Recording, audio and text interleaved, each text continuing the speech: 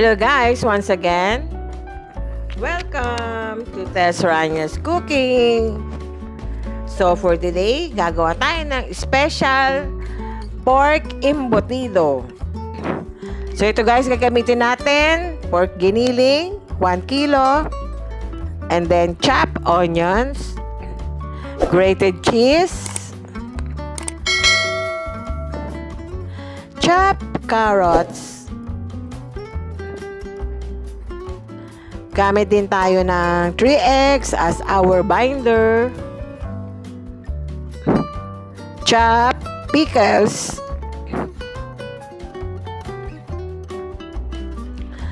chopped red bell pepper, raisins,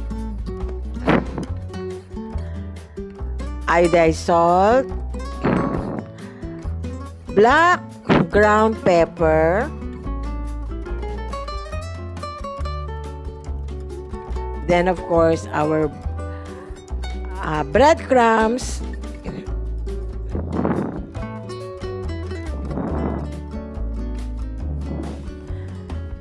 so guys, yan ang ating ingredients for our pork embutido recipe. So first, ilagay na natin ang ating pork giniling.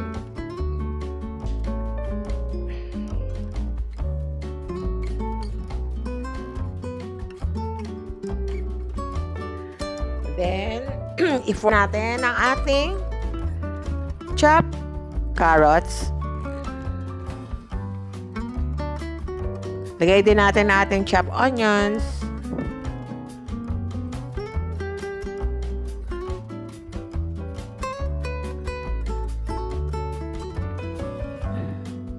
Next, our chopped red bell pepper.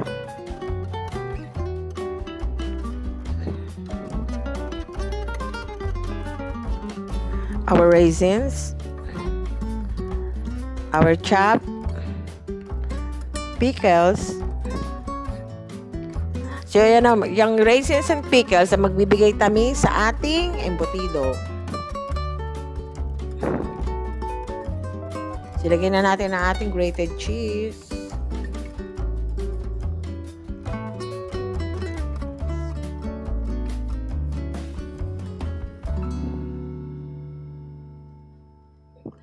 Just mix them all together.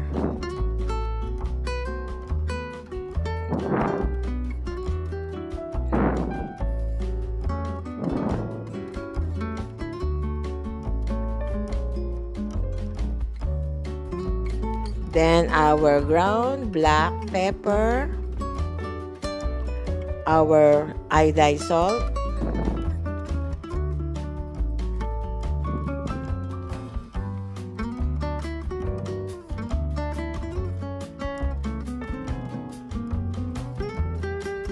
then maglagay din tayo ng food seasoning,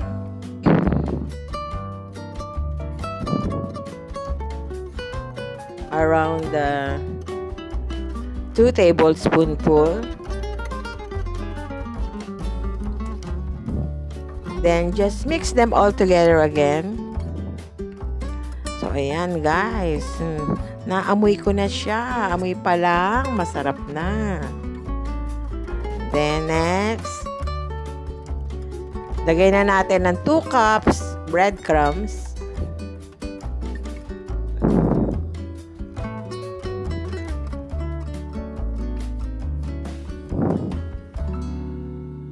Mix lang natin maigi, and our 3 eggs, which will serve as our binder. So ayan, mix lang natin maigi.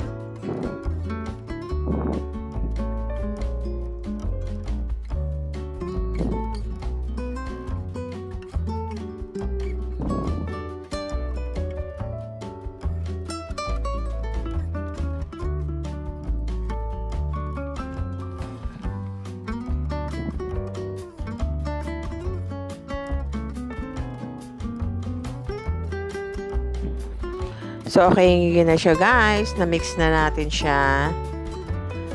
maigi.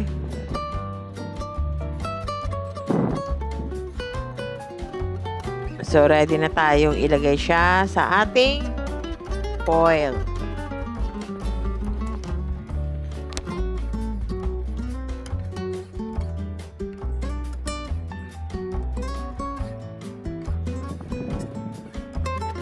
So, let's start putting our pork embutido sa ating foil.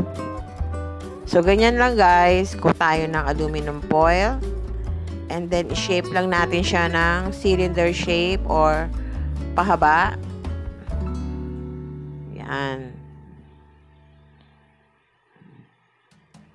So, ganyan lang kadali guys. And then, i-stretch natin at both ends by pressing our pork embutido. So, i-press lang natin siya on both ends para humaba. And then, roll. Then, i-roll lang natin siya para makompress at magkaroon ng cylinder shape.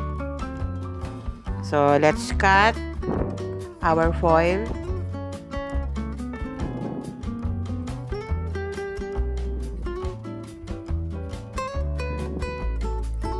So, ayan guys, i-press lang natin and then i-knot natin. Ayan, i-seal natin yung both ends by knotting them. Ayan. I-knot lang natin siya maigi para hindi mag-spill out ang ating embutido.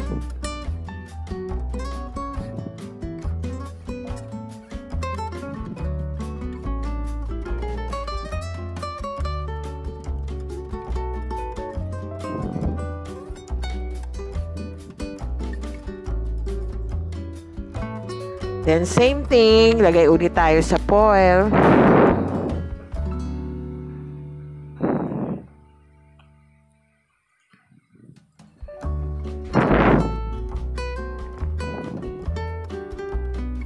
Then,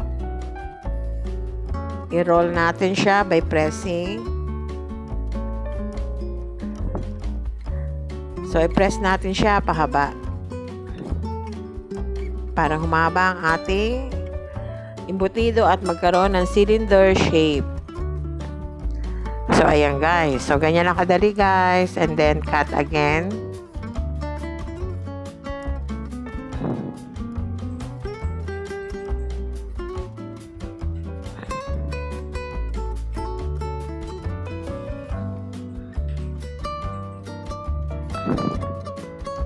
Press lang natin. Then, roll. Then, i-seal natin yung dalawang edges.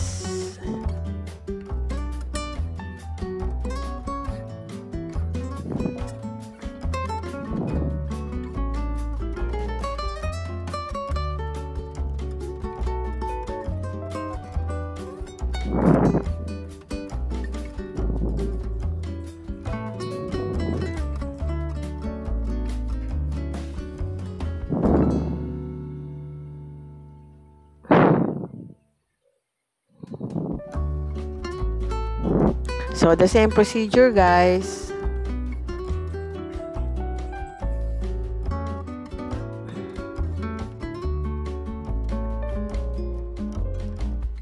So, actually, guys, nga pala, if you want na matikman natin ang lasa niya, ang lasa ng ating embutido, kung okay na sa tamis, sa mga spices na nilagay natin, kung okay na ba ang alat niya or okay na ba ang taste niya, pwede tayong mag-try ng parang patty, small patty sa isang non-stick pan, i-fry natin and then tikman natin kung okay na sa ating panlasa ang ating embutido. So far yun ang ginawa namin at super sarap naman siya. So ayan guys, matatapos na tayo sa ating pagbabalot ng ating pork embutido.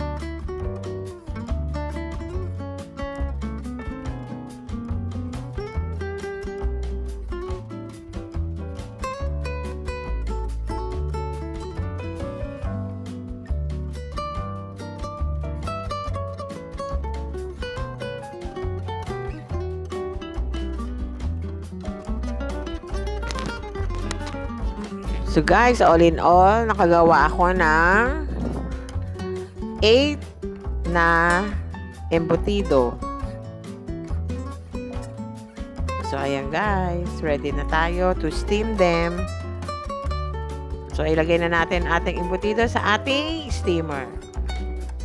So actually, nagpa-boil na ako ng water sa ating steaming pan. So kumulo na siya guys, at ilalagay na natin ang ating embutido sa ating steamer. So ayan, steam na natin siya. Steam natin ang ating pork embutido for about an hour.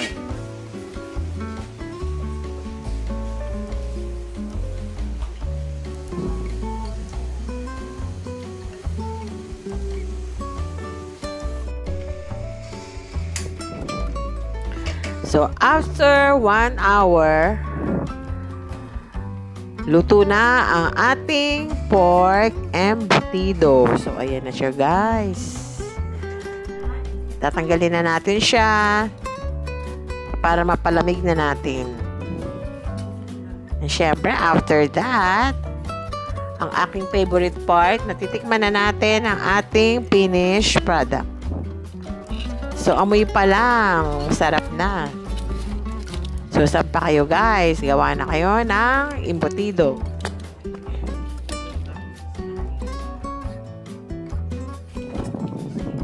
So, guys, as I have said, nakagawa ako ng 8 na napakasarap na embutido.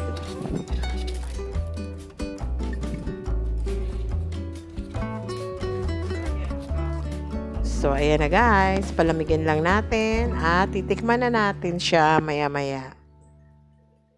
So, just let them cool.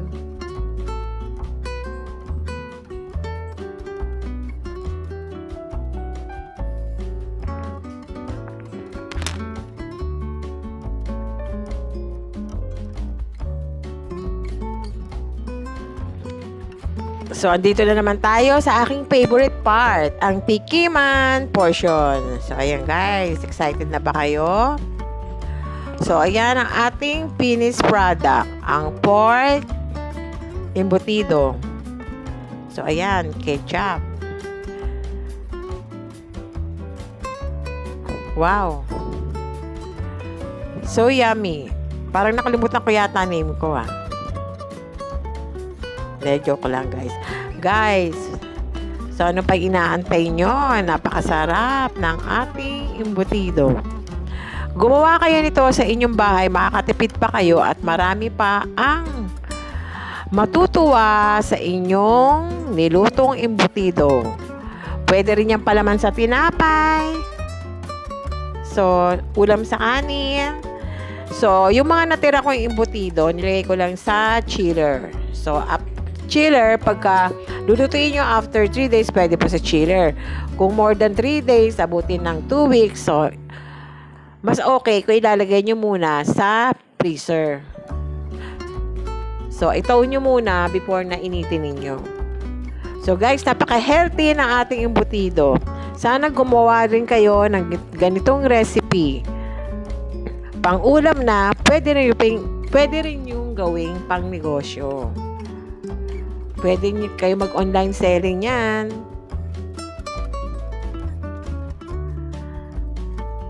So, what are you waiting for, guys? Make your own embutido. Thanks for watching. Guys, paparami na naman ako ng kain yan. So, yan, guys. Nakita nyo na mga ingredients niya. Napaka-healthy. Again, thanks again guys for watching. See you on my next vlog, and I hope that you do like, share, and subscribe to my channel.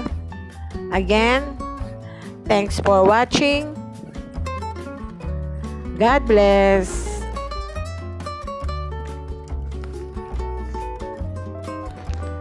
By the way guys, please watch for my upcoming vlog. Pares. Thanks.